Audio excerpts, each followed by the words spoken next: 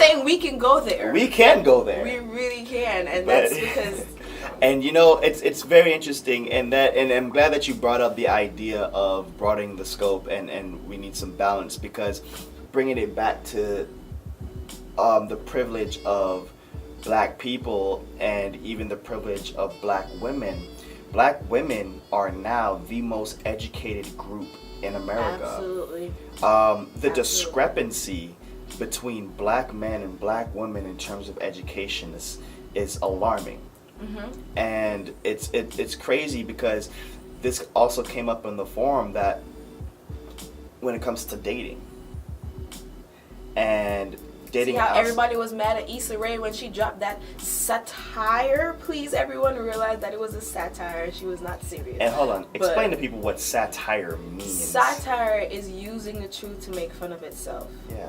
So satire would be everyone recently now, one of the most famous pieces of recent satire is KATHY GRIFFIN or some lady where she had KATHY GRIFFIN or whoever, what's her name? She held the head of like that was satire. Like KATHY GRIFFIN is everybody's hilarious. been saying that for how long now? And just because a woman, granted, yes, she's white, she has certain privileges and so on. Granted, a woman, if a man said that, it'd be ha ha, he he, ho ho, hilarious, okay? You know. But because it was a woman that tried to make that joke, it was like almost, how dare you step into that realm? That's not your place. Why are you making comments on a political sphere? And you're a comedian. You make fun of life. You know.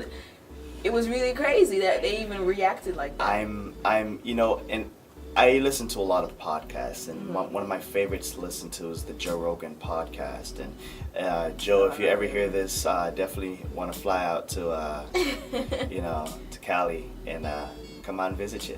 I think you're in Cali, I'm not sure, or maybe that's Brendan Shop. Whomever, holla at me, Joe. He knows who you're talking to. Holla at me, Joe. But she came on a podcast and she spoke about it, and if I were to just listen to what media was telling me, I would hate KATHY GRIFFIN. Of course you would. That's the setup. Exactly. But then when she went on the podcast, she says that she was a feminist, if I'm remembering clearly. Mm-hmm. However, it's like modern day feminism. She's like, she doesn't want any part of it.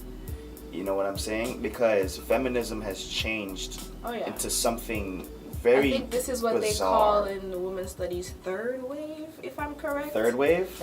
There were different like ways where, because you remember there was the suffragettes, and then all that wonderful stuff that went on in the 60s. Well, explain that to me, because I don't think I'm very educated on that aspect. Well, I'm not gonna pretend like I am either, but I will share with you what I know. Mm-hmm. I'll try to give do my fellow feminist justice, because I'm a feminist in a way where, yes, we would like to have facts and stuff to back it up, and we would like to have like some type of philosophy or whatever, but I feel like it's an inalienable truth that we are all equal regardless of our sex.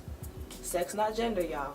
But but I'm still educating myself on the see, and there's it's a world of just this amazingness. So there was the wave of the suffragettes, and Ida B. Wells was a part of that. And I remember I was watching a movie, something about angels is called, and I think it was Susan B. Anthony. There we go. Susan B. Anthony, the one that's on the coin. Yeah.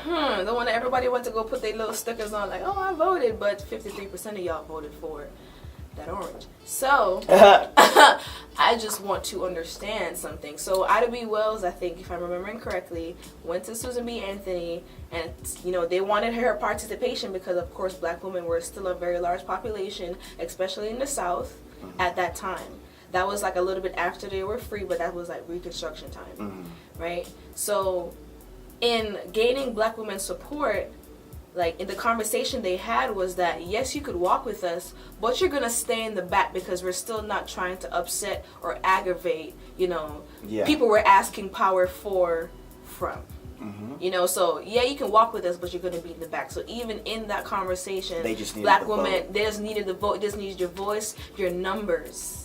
It's not about your exact need, and that's the really crazy part about it, because and that's, especially with all the stuff that's been happening, like Judge Kavanaugh, like how, and how did that even happen? And that's why I was like, feminism wasn't made for black women. Feminism wasn't made for black people. Not the way it's been published. I'm telling you. No, it's and it's weird how, you know, we've been tricked into thinking that we benefit from that system. Absolutely. But either way, I think even if it's very tiny steps forward, it's a step forward nonetheless. Right. And Kathy Griffin went on Joe Rogan's show, and she talked about how just because of that incident, how her entire career, she's been blackballed. And listen, man, I don't care, man. There's not too many white women that I find hilarious. Kathy Griffin is fucking hilarious. She really got the sauce. She is. I'm for real. Like she is funny. Sauce. She is funny, man. She fought with the niggas. Yeah, I feel you. But for real though.